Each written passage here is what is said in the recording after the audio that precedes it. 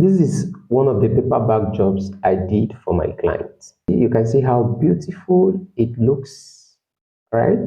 In this video, I'm going to be breaking down how much my client paid me to print 1,000 pieces of this A Beauty Salon paperback for their business.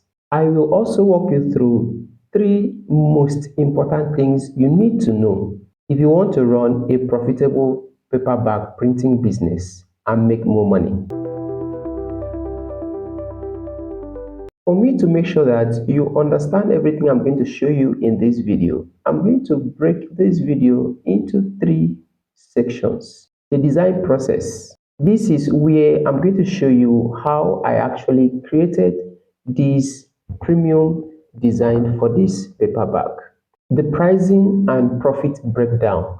This is where I'm going to show you how much I charge my clients, how much it costs me to produce the job, and how much remain for me as my profits. Finally, I'm going to show you the printing process, how to process this your job in the printing press, how we finally came up with this final design, this final job. Okay, so stick around and stay with me in this video till the end so that you understand everything I'm going to show you in this video. At the end of this video, I'm going to show you how printing custom paperbacks like this can turn into a very profitable business in Nigeria. So stick around from the beginning to the end. Now, looking at this design of this paperback, there's one thing you realize. This paperback design is very simple. It is classy and minimal. Now, these are the things that the client wanted, and he specifically told me that he needs something classy, something simple, and something minimal. You see how beautiful it is. The first thing I have to tell you when designing paperback like this, okay, is number 1. Make sure you take note of the brand's color. Take note of these colors. The color of this company is orange. So you must make sure that when you are designing anything of this nature, you consider the brand's color. That is very, very important. If you miss this, you miss every other thing. The next thing I'm going to tell you is that you must make sure that everything in that design is readable. Don't use fonts that are not readable. Use fonts that are readable.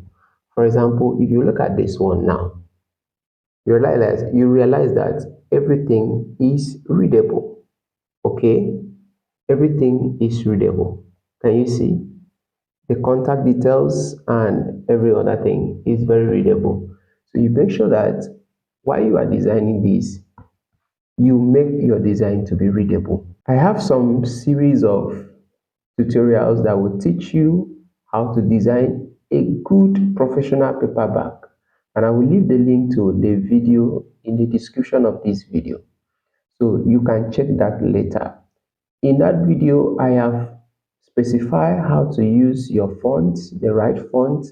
I have specified how to use the right dimensions. How much length are you going to use for this side? How much length are you going to use for the bottom? And how much length are you going to use for the main body of the design?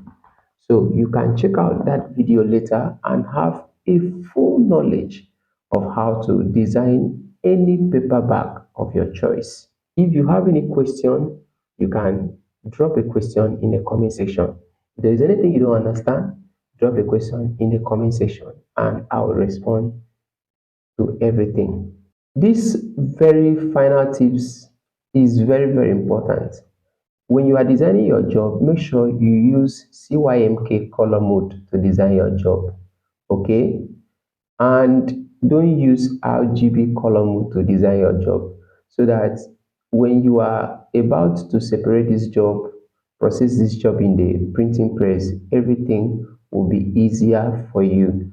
I will come to the detail of what I'm telling you now about CYMK as this video continues. So stick around so that you have the full knowledge of what I'm talking about at the end of this video. So now let's talk about the money aspect of this particular job. Okay, how much I got from my client, how much it cost me to process the job, and how much remained for me as my profit. Please take note of this. The pricing I'm going to give you is at the current period of producing this video. So how much did I charge the client? I actually charged the client 1,000 naira payback, 1,000 naira for one bag. Okay, and the client ordered for 1,000 paper bags. So that means 1,000 naira times 1,000 paper bags. That means the client paid me 1 million naira total. Okay, now let's talk about the costing for this paper bag. Now, this costing depends on where you are and the cost of materials in your region. Now, the cost of producing one paper bag like this can range between 500 naira and 700 naira. Okay, depending on your region and the cost material over there. Now, that means if you are producing 1,000 paper bags, you can spend between 500,000 naira to 700,000 naira to produce this kind of paper bag for 1,000 pieces. Looking at this, out of 1 million naira, if you use 500,000 to print to produce this paper bag, that means you can make a profit of 500,000 on top. Or if you are using 700,000 to print this paper bag, you can make about 300,000 naira as your profit. And that is not bad. For me, I made about 300k from printing this job. Okay, no hype. Okay, I made about 300k at the end of the day printing this job, printing 1,000 copies of this paper bag. This shows you how much you can turn a little creativity to profit. And imagine you having this kind of job, like up to two, let's say up to two in a month. That helps you to make a great living. Okay, and that is not bad. Take note of this. Before you give your clients your final price, make sure that you confirm the current price of printing materials in your region so that you will not run loss at printing. You will not run loss, because at the end of the day, if you don't confirm the price of materials that you want to use to produce this paper bag, if you give the client the final price and he or she pays you, at the end of the day, going back to buy materials might, the cost of materials might be more than the money you charge the client, and you run loss. And definitely you will still deliver the job because the client has already paid you. Now the question is, where will you get money to augment the cost of production? So you have to take note of that, which is very, very important, so that you don't run any loss. So if you want to talk about the printing process, how to produce this job in the printing press, okay, what do you need to do? The first thing you need to do is for you to buy the quantity of paper that will be enough for the production of this paper bag. And how do you do that? How do you know the quantity of paper bags that you want to use for this production? We are going to use the type of paper called art card. And if you look at this bag, if you check my tutorial, I told you that producing this kind of paper bag, this kind of size, okay, if you want to produce this kind of size, that you are going to use A3, you are going to design your paper bag in A3. Okay, so one side A3 and one side A3.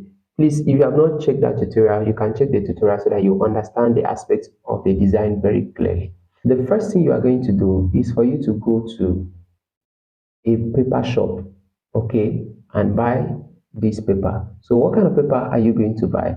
You are going to buy art card paper, full sheet, and that full sheet is always A1 size, A1 size.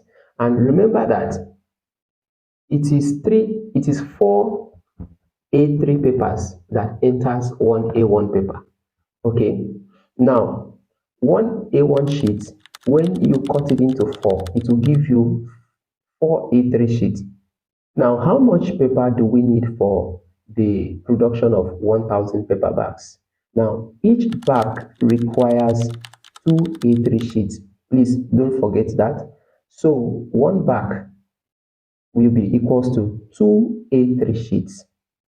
How many total A3 papers do we need for 1,000 paper bags?